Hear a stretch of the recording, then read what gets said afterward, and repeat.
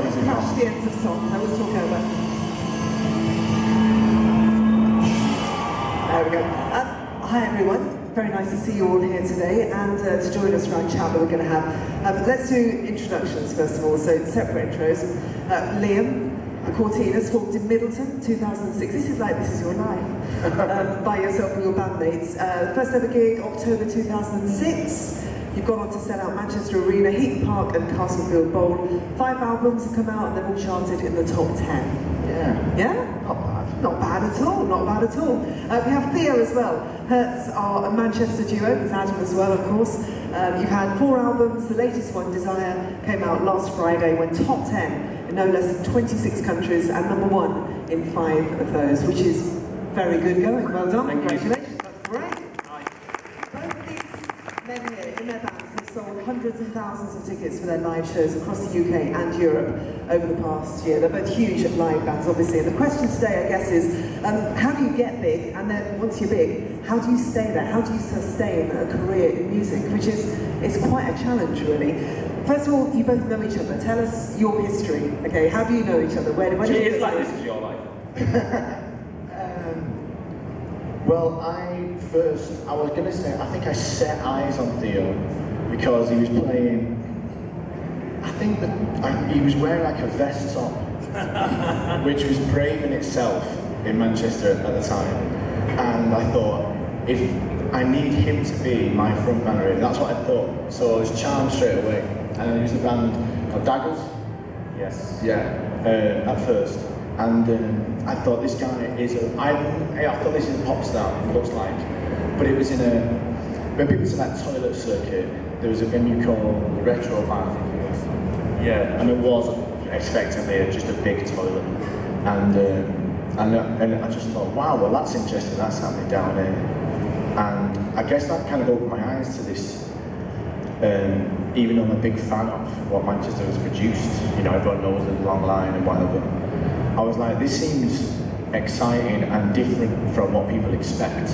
And it kind of opened my eyes, really. That was kind of the start of our journey, I guess, when I saw Theo and people like him, really, starting these young bands and being exciting. Yeah. Theo, what's your memory of your That's the same, you know. I think I moved to Manchester from North Yorkshire to go to uni, and I turned up and yeah, I used to just see Liam everywhere I go, and I used to think, no offence, who's this prick? And I'm sure he thought about me, but we were jealous. I think we were jealous of each other because we were vying for position, which is sort of a thing in Manchester, really. Is you do there's so many bands around at the time, and people that wanted to make music, and we met when we were 18 years old, and we were both trying to make something of ourselves, and the competition's healthy because what you realise is London, where the industry is, looks at Manchester once or twice a year and goes, well, they'll do. So you just think to yourself, we've got to be the best one. So I think that sort of creative competition was great, and then we became friends very quickly. Created the best too. Yeah, they picked the best too. Of course. In the beginning, what was the dream? What did you want to achieve? You knew that you wanted to be musicians, you knew you wanted to be in a band. What was right up there, the pinnacle? Should I go first? It's tough really, Joe, because everybody's got the dream of Wembley Stadium. It's a little bit like playing football or whatever it might be when you're a young boy. And I think as you get older, you're like, well, I can't play football, so that's not going to happen. And then I guess there are just so many different things that happen from, say, when you're starting out to your name on a flyer. When you see your name on a flyer and it's in a bar somewhere, and you're like, oh, I'm actually playing a gig and people know that I'm going to be there at a certain time. That's like such a special moment when you see it. And then when someone plays your demo on local radio, you're like, oh, guess what? It's like, I'm not bothered, you know. There's so many little tiny steps, I guess, that make up really being able to be privileged enough to do it for a job, I guess. Did you have a vision? Was there a band that you aspired to be, that you were watching, that something that you wanted to achieve, and eventually you did get there, you did play a certain gig in a certain place, and you had that feeling of, wow, I've really achieved something now? I guess one, yeah. Well, it's hard really. I think for me, my aspirations at the beginning were just as big as possible. You know, like when I moved to Manchester, before then the only people I encountered that were in bands played in a pub and like played Stereophonics covers and stuff like that. And I was like, I never saw it as a viable option to be a musician. But when I got to Manchester, it seemed like the possibilities were there, and I just wanted to try and take it as far as it could go and see what was possible. So it was bands like how Oasis did it. They just came from such a small place and just had a global impact. And I guess at the time it was people like the Strokes, the Libertines, and people that were sort of around that were doing stuff that seemed exciting and possible. I think. So did you have a plan? Did you know what you were doing? Were you quite calculated about the way you went about getting the band heard? Or did it just happen? Did you just bumble through? Was it luck? I think we're probably both different. Yeah, probably. I think when we started making music, Adam and I, the plan was just to try and see how it goes. So we started, put a band together, put another band together, and then we sort of bumbled along, and the ambition was there, but we would just find our feet. But as soon as we got to the point where it became Hurts, we'd been doing it for 6 years or something, unemployed. And most of the time just on the dole, and then we felt so ready at that point that then it was like, right, how do we're sort of hard, we're tough enough, thick-skinned enough, we believe in it. So then there was a plan. It was like, let's just get it out there and let's just do everything we can. Yeah. Okay, but how do you get it out there? Because there'll be people here who are in bands that want to do what you've done now. So what's your advice? Well, we just hustled, you know. I think that's important. I think we'd send emails out to labels, to managers, there was the days of MySpace as well, so I would fire out just thousands and thousands of messages and everything like that, and local promoters is interesting. So I'd pick local promoters in Manchester, but also in other sort of cities where you're not from, you see a big band on, you go, can we play? Because no one else is emailing them. So it was just hours and hours of that. On Christmas Day I did it, New Year's Day I remember sending stuff out to people. It was all I ever believed in. And Blossom said it earlier as well, they did the same thing, which was great to hear, you know, because it's just, hustling, being tenacious, I think. Did you realise the work that was involved, how hard you had to work, how determined you had to be? God, Liam? no. God, no. No. You were just blagging it. Not blagging it.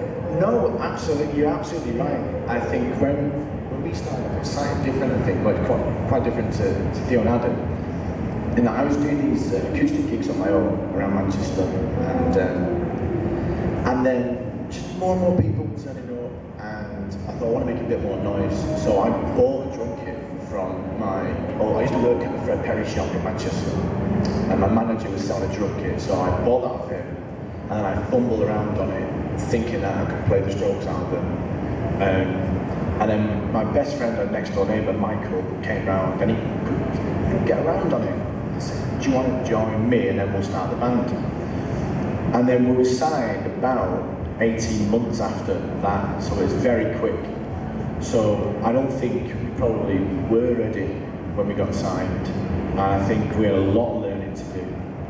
And I don't think we weren't prepared for maybe knockbacks and whatever. There's a lot of setbacks, there's a lot of highs, there's a lot of lows, and I guess what we did was we gigged intensively in Manchester. I mean, we had a lot of friends in Manchester. We put our shifts in at the various nightclubs and bars in Manchester, so we knew a lot of people. So they came to watch us, and that grew and it grew. And we took it to Leeds and Liverpool, and it just started going wider and wider. We're playing towns like Halifax and Doncaster, you know, the smaller ones and whatnot. And you can't rest, can you? There's no chance. You can't ever take anything for granted. You can't take your eye off the ball. You can't take it for granted. And I think that there's never a point where even like now, and I guess every band must get it. Like the Stones must get it when they finish a tour and they go, that's it. And then they get a phone call saying another tour next year, but not like it's a hardship, but it's just, I guess you're not mentally prepared, I don't think, because it's a lot of, I think it's a lot of ups and downs, and also it's almost preparing for like when there's going to be a time when you're not important to people, or you're not wanted, whether it be magazines or where you are in the pecking order of certain bands or whatever. It's like you're down there now for a while. having to deal with that when people build you up, it's like, what do you mean? How do you deal with that? Can you remember? I wouldn't know, ask Theo. I don't mean that, I mean we've never been up there. Can you remember then a time, Liam, when things were going brilliantly, absolutely fantastically, and then all of a sudden there was something that happened and you went, oh, okay. Yeah, it might have been something to do with BBC Radio, but I'm not sure. I'm not taking sorry. I think when we were younger and you're starting out, like I said, just getting the gigs was incredible, and people were turning up, and I don't think you're thinking about the future. You just kind of go, look at this night, this is so special. Like, people have come and we're playing, and they're into it, and they're singing it back. And again, MySpace was totally integral to us because we had 3 songs on there. And when you played those 3, people were like, ah, and the rest of the set was. Strange that it's not that long ago, MySpace, really, because we're talking about like it's a distant past, but it was very influential to both of our careers, and it was just because it was a platform, I think. Yeah. On the learning curve, we talk about this, it is a massive learning curve, the whole journey if you want a career in music. What have been the revelations, so the big shocks to you along the way, that you just kind of took things for granted and then all of a sudden it's like, oh, okay, so this is revelation, this is not how it works. Yeah? I think what we learned from an early point is that, which we capitalised on, is that there was an audience outside of Britain. You know, I think when we started Hurts, the interest came initially from Germany and from Greece and all these countries, and then something in your brain sort of twigs and you go, okay, there's more to this than just the usual route, and it was a very useful lesson to learn early, because we thought, I mean, we were at a point where 200 people had never come to see us play. Most of the time it was like 10 people, 20, like 3 people once in Luton. One of them was a bartender. We did a full 30-minute set. And then our manager said, 200 people will come and watch you in Finland.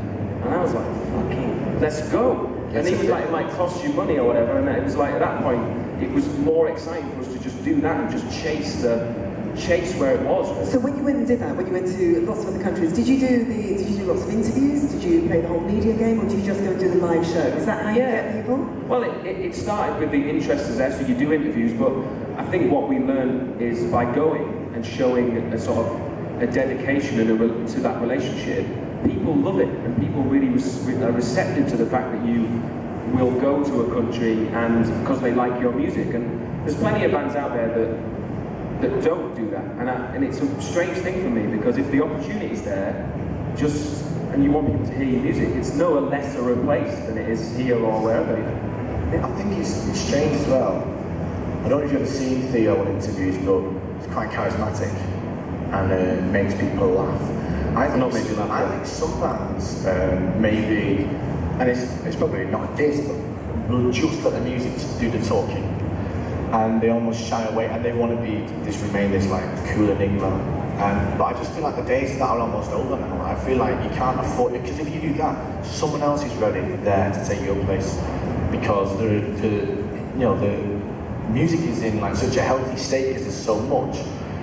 But also it puts pressure on you then to kind of not say yes to everything, but I guess if you've not even got anything to say, just kind of be vaguely interested and give a little bit more of yourself than you're doing those 11 songs on a record, I think people will respond to that. But speaking of someone on the other side, we are desperate for people to come along and be really funny and entertaining, and you just connect with the audience as well. When you do the interviews with us on the radio or on the telly, the stars absolutely stand out so much, so what you're saying is absolutely right. Yeah. And when you get people who just run through an interview, you know that they're not doing themselves any favours, not doing anybody any favours, really. I think it comes from an enthusiasm, though, that I guess that Liam and I share, is we love doing it. And there's lots of years where you're struggling and it's hard, and you power through those years, and you just knock back after knock back, and everything comes your way. And if there's no plan B and you stick to it, when it arrives, it's like, yes! And that enthusiasm, I find is so useful to this day, because I still have it. Every time we go to do an interview, it's because someone wants to talk to us about the music. It's brilliant, you know. I think if you don't lose that, it carries you through. You know, don't fight the disillusionment and being jaded. I think and remember that it's brilliant, and you're lucky to be doing it. Is recognition by the media important to you? Because I mean, you're both, you know, incredibly successful live, but when it comes to the media, is that important? It's tough really, because it's always love-hate, because you kind of need the outlets, I guess, to talk about you, but it's also ever-changing as well, like the importance, not so much anymore, certain publications have waned, and then blogs and online becomes a huge thing. I don't know, it's weird really. We had like enemy, couldn't get enough of us for 12 months. I'm talking like every week, we were just like, yeah, that's because we're amazing. I remember, I was like, not buying it this week. I was like, oh yeah, great. Yeah. And then they put you on the cover with a rhetorical question saying the new Messiah's question mark. And I was like, I can point to the question mark is when it turned. The week before the album came out, because everybody else then goes, no, they're not. I thought, oh god, like that's just a small thing. And then it only takes one person perhaps at the magazine to write one review, there's some fake, and it's like Theo says, those knockbacks are, especially after a year of like gigging and grafting and whatever, a year, 3 or 4 years at that point, then it's like, and you're off a cliff. But the album is selling well, and the gigs are sold out, and there's 10,000 people in a room singing B-sides back a year. You're going, well, this is way more special than somebody I don't know sat at home who's giving us 7 out of 10 instead of 4 or whatever. That's an important thing, I think. So yeah, it's like, and that really does hit home, I think, when you're on stage. And then it's horrible, that only lasts for like 90 minutes, and the rest of it lasts for 3 months when you're home. But I guess the kind of side the knockback thing, on a literal sense, I think it's important for people to know. We got signed to Universal, not for loads of money or anything.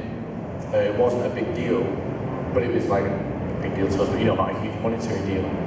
But and it was great how, you know, they got us, like, I watched Tom, you know, they get you big posters and whatever. Again, almost, I think that's become more obsolete now, with, you know, than it once was.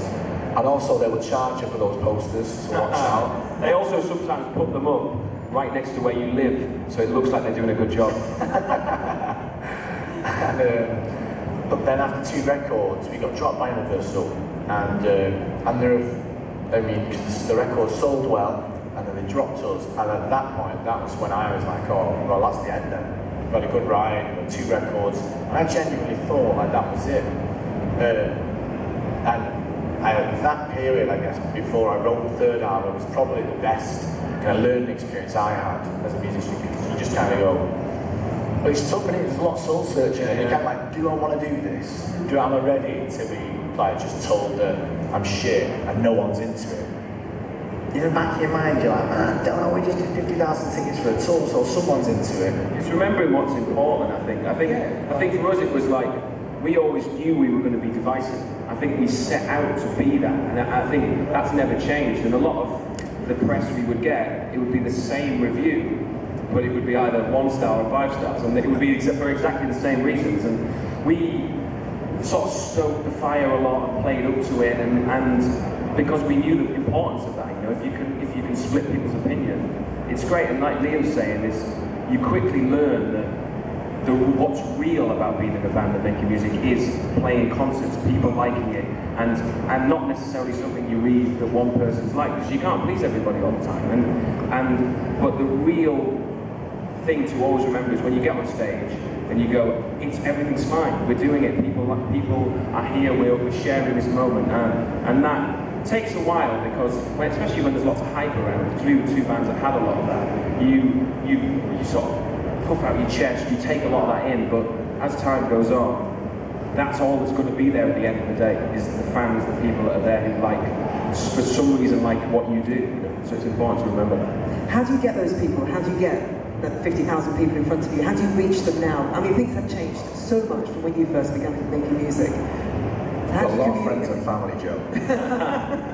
Extensive guest list. I don't know. I think it really did help, and this is, you know, probably not the best advice, but I remember, like, some of it, yeah, it is. we hung around in those places and we got to know the people who worked there, and we got to know the regulars, things like, who were like-minded people. They were into dancing to Blondie and the Libertines and Orange Juice, and so were we. And then some people work behind the bar and some people play guitars. And then you manage to get 30 to a gig, and then they tell a friend, and then I think a lot, you know what we used to do, right? This is a bit cheeky, but I used to I did a gig once in Manchester, and there was 100 people, and I bought 100 tickets, I bought them all. Fantastic. And then it was pretty empty. Initiative is a key thing, isn't But it? and then I went out to a nightclub and waited till about 2 a.m. until everyone was leathered and sold them all. Because we used to give people flyers, if people wake up with a flyer, it's just like, but if they paid you £5, they'd go into that gig. Yeah. That's great though, but that shows that it's just do what you can, you know, is try anything. There isn't a set route. Yeah. There's no set route, there's no one telling you, anyone that you think is closing the door, just open another one. It's like, if you've got to do that to sell a gig out, just do it and find unique ways, because there's So always what have you done? What are your unique ways that you've got people, you know, into the audience in front of you? Well, ours was a lot of, like I said before, it's going to places. So our audience came across many different countries. So how we reach people now a lot of the time is with music videos. So we can't be everywhere at once. So the music videos hit everyone at once, you know, and that's in a position where we can, because we've got the record label and stuff. But in the beginning, it was being attentive. You know, like I said, we went and did gigs to 100 people, and then next time you go back, it's 200 because they've all brought a friend, and you stick with that sort of slow formula. Social media, social media is a big thing, yeah. But in the beginning, it was trying to tag on to bands and stuff like that. So we do gigs with people. We like I said before, you get in contact with agents and stuff, and just try and get around to expose yourself to people. You know? Not in that way. And record labels, I mean, we've just touched briefly on record labels. How key are they to you, getting signed, to that big deal in the beginning? I think, yeah, it's huge for us, because that tells us probably, I was going to say rose-tinted sunglasses, but probably just really dark lenses, because it seems like it's romantic. It's like, oh, if you get a record deal, then you'll be on a private jet. No. It's not like that. It's just like a really shit bank. Loads of people that don't know what they're talking about trying to give an opinion. All right, but this is important that people know what it's like. Okay, so talk me through when you meet people from the label. What, you know, how is it? What are they? I listened to Blossoms, and they said like a few people courted them and took them, you know, for dinner and stuff.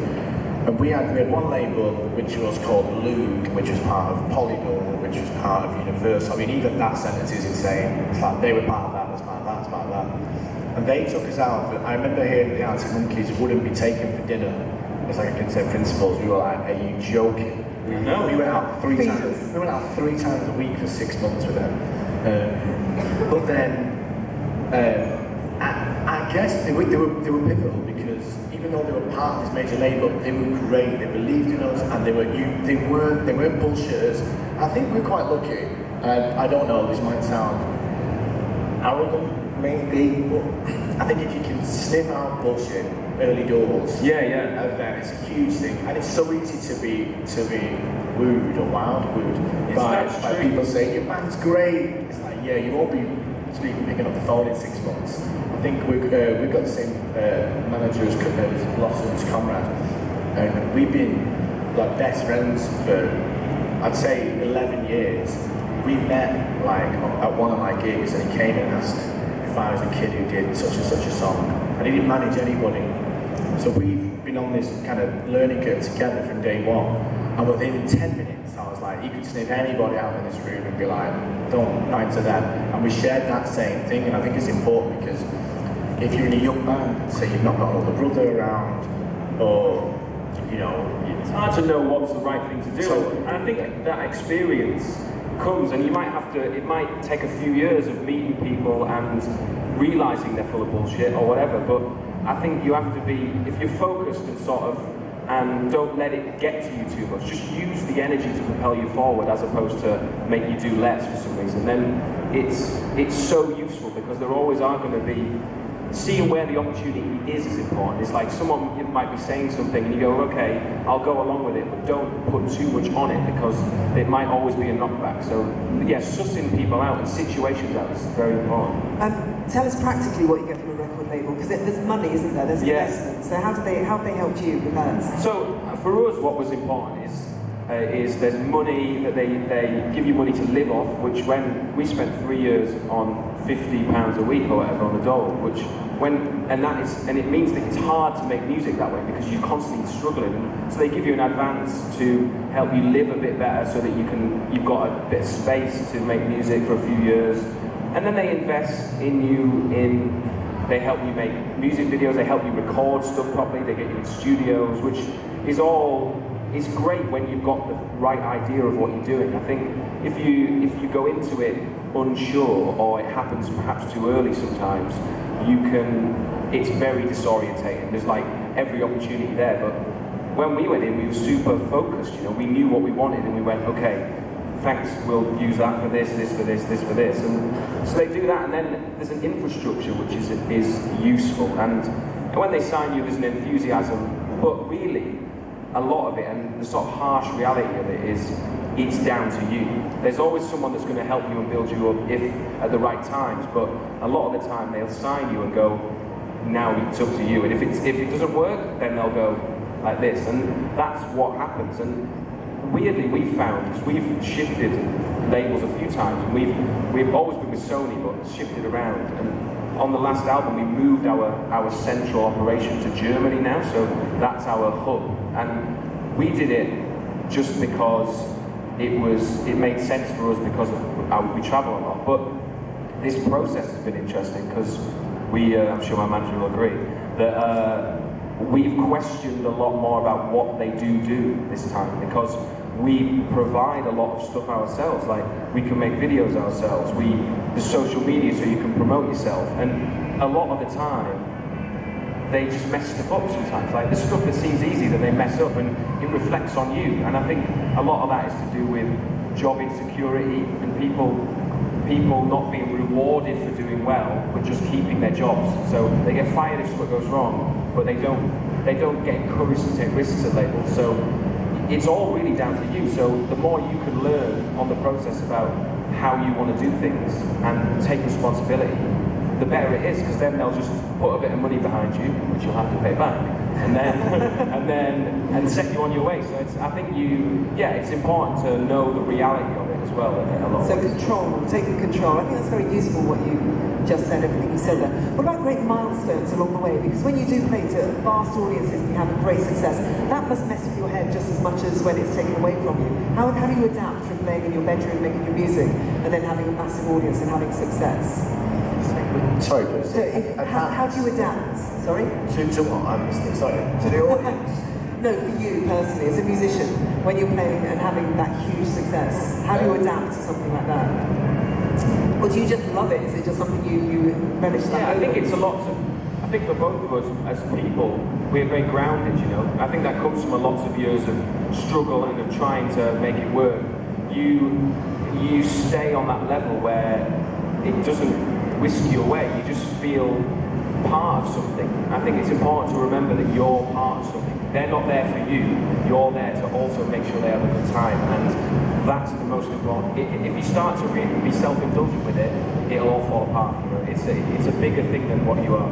I think it was good when you said earlier, you kind of pulling your chest out a bit at the beginning, because if you don't, there's almost an argument that it's going to get lost amongst everybody else. Now, I was like chief champion and doing that chest puffing thing, but I think that was when we were like on stage or in an interview.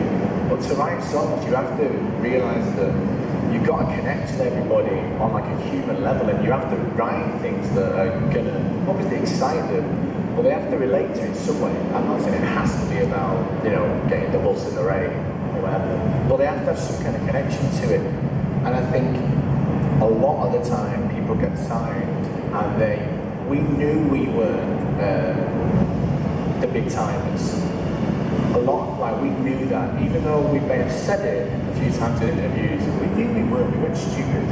We thought, if we can just maybe get a bit of that across at the beginning, maybe other people will take notice of us. And that works a little bit, but it's when you stay grounded and realise that, I don't want to say an act because it's not, but it's almost delving between two personalities really. One that kind of appeals to people on the human side who write the right songs and want to engage like eye to eye on a stage.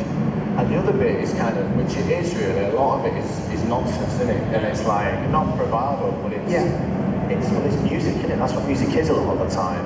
It's just remembering also that there's fortune involved and situation and circumstance which has got both of us here and everybody else. And you might be the best in the world, you might know you're the best in the world, but always remember that you're only doing 80%, 70% of the work most of the time because there's other factors at play, and that keeps you grounded as well.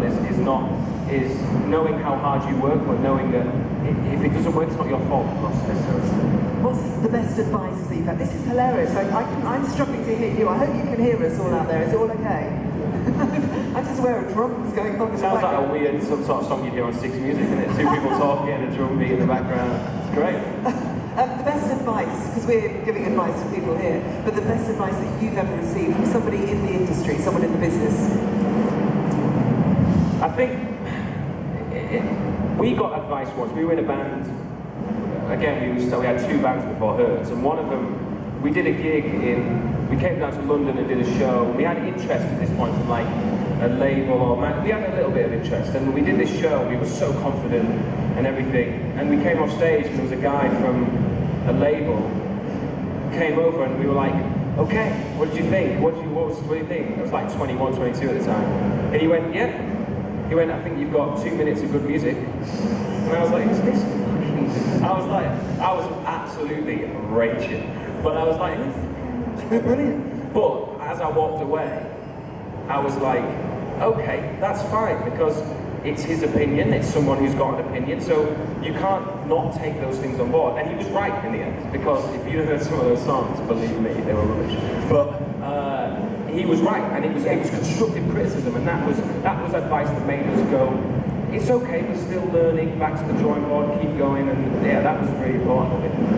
So Elton John hasn't called you, given you any advice? I was thinking maybe he calls you and... No, he's actually, when we met him, he played piano on one of our songs, on our second album, and that was literally because I got in touch with him. How? Well, I just thought, I wonder if Elton John could play a song play piano on our song one day, which is like, I have those weird thoughts. And then I was like, let's try and ask him. And I'd heard that he was a fan or something a while ago. And then, so I just found a route. I was like, who's this now? Who? And I knew someone that knew someone. I was like, get this email off to him. And then, so I wrote this email, because again, these people don't get asked very often. You forget, like, I never get asked. Things like that. I get asked, so like, people don't get asked. So, and then he called my phone. He called up my phone. He was like, Theo, it's Elton. I was like, hi Elton, Mr. John. And yeah, he was great. He was so receptive to the fact that he'd been asked. So that's something to remember as well, is nothing's out of reach. You know, nothing is too far away, and no one's too untouchable. You know, just reach out to people. Great advice you've had, Liam? I think we did a gig in a venue in Oldham called the Castle, and Great venue. Yes, it's a real little sweatbox. But we were going on stage, and the guy wanted to sign us, James Oldham, I mentioned earlier. In fact, no, I think Conrad said to us, he said, do a short set tonight because the guys from London are coming. We were like, no. So I think we played everything twice, right? And the set was like 2 hours long. But when we came off, James was like, that was brilliant. Didn't mention that we played everything twice, but he did say, he said, I know how bothered you are about this and want it to be good. And he said, but you look like you're not bothered, as opposed to like, I think you're trying to be a bit too cool, or you look too like, you know, nonchalant. And he said, and I know that's not how you guys think about it. So after that, it was like, because the passion and stuff was burning, but we weren't really sure, like, you broke on the Strokes, and they look like they don't want to be there, right? So, but that it just, obviously you didn't think that was going to work for us, so then we just moved about a bit more and sweat a bit more. But it's really important. And you challenge the audience. You have a great relationship with the audience when you play live, you know? You know, and even if your voice is going, and I've watched the Cribs over 100 times when Ryan's been singing and his neck's going and he's losing his voice, but he still keeps going. And I'd rather hear that. I'd rather see somebody giving everything and it failing almost on them because they want to give everything. I mean, yeah. We've got time for some questions if anyone in the audience has got a question, so yeah, down here. We need to get a microphone. Someone's just coming behind with a microphone, I hope. Can we have a microphone down to the front here, please? Thank you. Or else, yeah, I'll go down then. Thank you very much. Hi guys. Hello. Hi. Hello. Thanks Hi. for doing this. It's really great for us emerging artists. Joe, by the way, the songs are fantastic. Top shot, they're great, aren't they? All right. Okay. I kind of asked a similar question to Blossoms earlier about songwriting, and especially you, Liam, being from the Manchester area with the Cortinas and doing the homecoming show recently. With everything that's happened in Manchester in the last few months and stuff, what's it like as a songwriter to see your tunes kind of become anthems and hymns in that way, especially for something so kind of emotional? Well, thank you for that because that's very kind. I think you don't get used to it. It's a weird feeling, and I'll be serious for a minute because after the Manchester thing, we didn't know what to do really. We had a gig the very next night actually in Halifax, and we weren't sure how to. We obviously wanted to do it, but we weren't really sure how it was going to play out. If they were going to let us do it, they did, and they get to go ahead for the one at the end of the week in Manchester. But it was kind of the most. The word fails me, but to see people in a room, kind of, it's like a metaphorical arms around one another. Even though they know each other, it was like, wow, not my songs, just any song could do that. And it's cheesy as fuck, well that's the power of music, you know what I mean? And it was incredible, it was absolutely amazing. And yeah, it was so nice to see a city that was, you know, horribly torn apart 6 days later. Again, it's a cliche, but come together, it wasn't coming together. And the people who worked on the bars and the people who were sweeping glasses for 2 hours afterwards, you know, they didn't have to go that day. And they chose to work and stuff, and it's important to get that venue open. And yeah, it was good. It was a metaphorical hug, I think, for everyone. It's good. Okay, another question. We've got to be quite quick, please. Yeah, at the back. We have a microphone to this guy here.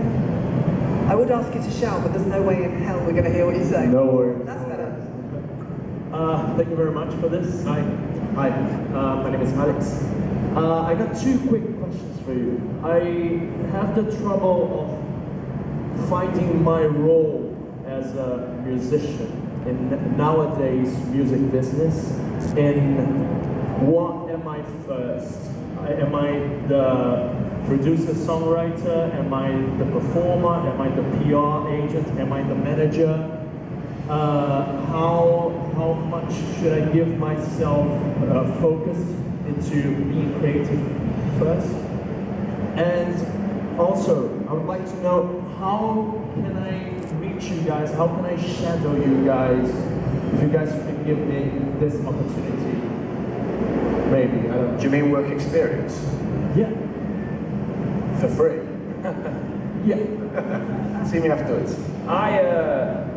It's a tough position to be in, you know. I can imagine that's hard, but if being creative and making music is what you feel like you want to do, just follow that for a while, you know. And I think you'll quickly learn if it's something that you can't live without, or if it's something that you perhaps aren't as focused on as other things. I think that's the only way you'll find out really is if it's a compulsion to do it really. But yeah, and also just try and learn more about each different discipline, you know, like learn more about what it is to be a manager, because I'm sure some managers will attest it can be very stressful. So yeah, just try stuff. I think that's a great question, but I would say, obviously I echo everything Theo says, but imagine to do all that stuff is yeah, exactly. Sounds like our unheard B-side album. Trying to do those things is like I said, it's dead stressful, but I think if the songs, I would always say song. If a good song, 99% of the time, it will be heard. That's a good advice in general, actually. Song, just focus on that, you know. It's, if you can't play live and you can't do gigs and you don't have a band, that doesn't matter, because then you can always find those things. If you do, that's what we did, it's just, there was two of us and we just thought, let's just write songs, and they'll, those things do emerge, you know, good songs are important. I think maybe we should call it a day. I don't know if we can do backup with the sound anymore. Oh, sorry, one final question out there, just over there. Really quick, if that's okay. I'm Chris. Hi, Chris. Theo, since you never got asked, I thought I'd ask you if you'd like to collaborate on one of our tracks. Couldn't hear because of the rock music. Since you never get asked, I want to ask you if you want to collaborate on one of our tracks. Well, let's talk about it. Let's talk about it. I've always listened to music. Initiative, that's what it's all about. Initiative, good. Final yeah, word. find me afterwards and we'll talk about it. Final word of advice for anyone who's a musician who wants the kind of life that you've had. What would you give? I just say stick at it, you know, don't be afraid of knockbacks, don't be afraid of stuff going wrong, just keep going and don't really have a plan B, because if you have a plan B, then you already think you're going to fail, so just go for it. I think that's the most important thing. I like that. I'm going to use that for my next Q&A. Great, not a plan B. But I think the song is champion, that's the chief thing, the song, always the song. And after that, try and keep 3 or 4 good friends very close, because you're going to need them. And make sure you've got a good haircut like us two. That'll get you a long way. Song and hair, really. Thank you very much indeed, Theo and Leo. Thank you. So appreciate it. Thank you for listening. It was a fabulous deal. Thank you.